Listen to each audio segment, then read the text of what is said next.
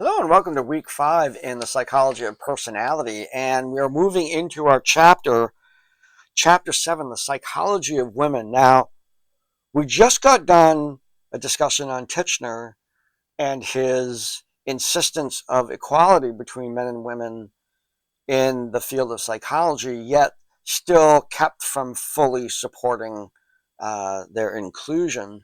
And we move into the variety of women who took advantage of the opportunity to study psychology and became movers and shakers in the early psychoanalytic world that Freud had considered. Now, it's remarkable to consider in today's world that many who encounter Freud felt that his theories reflected a tremendous amount of uh, sexism, seeing women as inferior, um, pretty much for the whole perceptions widely held in the day within his culture. And I certainly doesn't absolve him of that, but those were the things of the day. And you would have imagined that individuals at that time, the women of that day, who were studying on him, would have felt that these things were offensive, but yet there is a huge number of women that radically believed, with modifications, that Freud was on the right path here, that things were, that the personalities of men and women were different, and that those differences were worth exploring. And for women to thrive, we had to have a deep understanding of the psychoanalytic motivations for women, which were different than men. So there was, in a way, sort of ushered in the idea of what we might refer today as women's studies, which is that there are differences, there are vital differences between men and women, not only in their social experiences, but in their psychological makeup. And the individuals that arose out of this time from Freud's dominance on the field were women that were exploring the deep feminine side of Freud's theories. So we were introduced to Princess Bonaparte, who is the great grandniece of Napoleon and was truly royalty, and her work on relational theory. It just felt the motivating force for women's psychodynamic development was in relationship with others, that was the motivation. And there's ample evidence that that is not untrue, that primary motivation in women is that connection with others. It's not the totality of the psychology of women, obviously, but she felt people grow they grow in relations when they're with other people. They experience growth. They grow toward relationships, and they grow through relationships. So that terminology, really the center point of women's psychology on the psychodynamic perspective, was their relationship with others. Connection is considered essential. Connection with other people. Being alone and a loner might be acceptable among men, but and be somewhat healthy psychologically.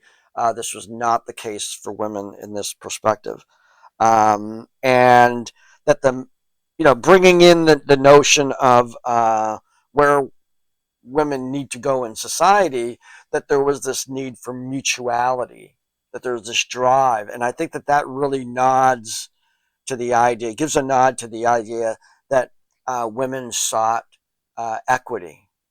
That there's a relationships are important. This is where women are coming from, and we need to connect with everyone in a sense of um, mature mutuality. And keeping in mind that in this this time, these individuals were operating within an environment that largely dismissed them. And I consider some of these people to be some of the most, you know, courageous scientists around, because they were really doing it despite all the, I can't imagine how many times these individuals experienced barriers to their work. Okay, we're left with a couple discussions and a quiz. The first discussion, we look at these last couple chapters here, and we're looking at psychodynamic thinking, and we look at the importance of sexuality, not only sexuality like attraction, sexual intercourse, and the body and all that stuff, but also the different sexes, the men and women, and leading to today's world in terms of social definitions of gender related to that. We see sexual development, keeping in mind the impact of Freud's work of the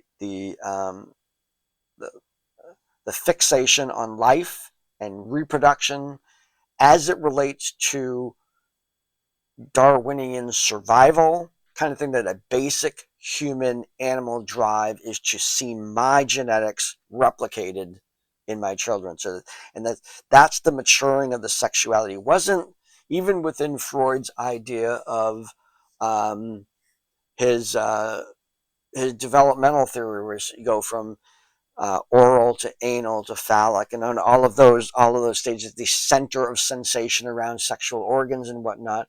He was looking at this as the energy that would eventually become adult sexuality as it exists within small children. That's how it's being dealt with, the sensation related to senses in the body. That even with that understanding, we see sexuality as being a very central part of psychodynamic thinking. Now, in the modern world, sexuality is both overplayed and underplayed, and leads to some concern about what exactly what role does gender, sexuality, sex, and sexual behavior play in today's world. And like I said, in the media, for example, it can be both everything and nothing. Even within conversations with couples who are struggling or whatever like that, it can have, why is that so important to you? It's not as important to me and stuff. But then at the same time, it's of course vital. It's recognized as vital for intimacy in relationships and whatnot. So there's quite a lot of different messages about this. Freud was pretty clear. It's central to our personality, but its manifestation in our personality changes. It's the same energy, but it changes over time. So something valuable in there, maybe, to teach us about how this sort of compartmentalized way in which we deal with sexuality today, whether it's gender, sex, or sexuality. Let's have a discussion about that. Keep that wide open. In the discussion B, taking a note from these early women researchers about relationships being central in the process of our development for both men and women. And we have a discussion about who in your life has been an influence on your personality. Who did you come across in your life that has shaped the kind of person you want to be? Maybe you inherited traits from that person, or developed a relationship with that person, or even maybe that person challenged you to become a different person to your betterment. And so thinking about those, or maybe you were in a relationship with someone who challenged you and you changed your personality and it was not to your benefit. We might see this as the effect of trauma on an individual, as in a really bad relationship and now I'm mistrusting kind of thing. I don't want to overwhelm the discussion with those kinds of examples, but they're certainly welcome, and we can look at those as examples of how other people shape our personality. And then in the quiz, this is sort of a little bit from my regular developmental psychology class when we cover adolescence, which is not a part of this class. We talk about early and late developing boys and girls. Now, that's not a context here, but adults who were early and late developers, we don't cover that specific content, but there are adults who were early and late developing, or just navigating the world of sexuality, gender, and sex, how that affected their personalities. I mean, there's, if I ask you to do a autobiography on your personality and introduce ideas of gender, sex, and sexuality, your experience of those were transformative.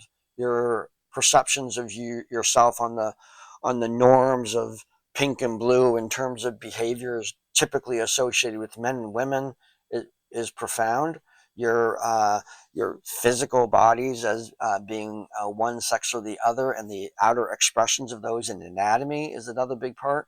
And of course, your interest and exploration of sexuality and intimacy with others. These are huge aspects of who we are.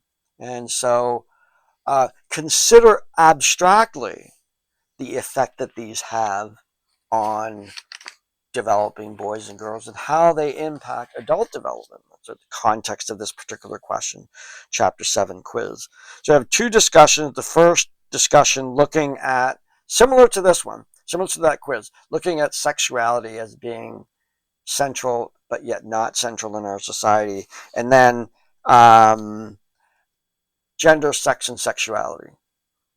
And then Chapter 7 discussion B, looking at relationships and how they've shaped your personality.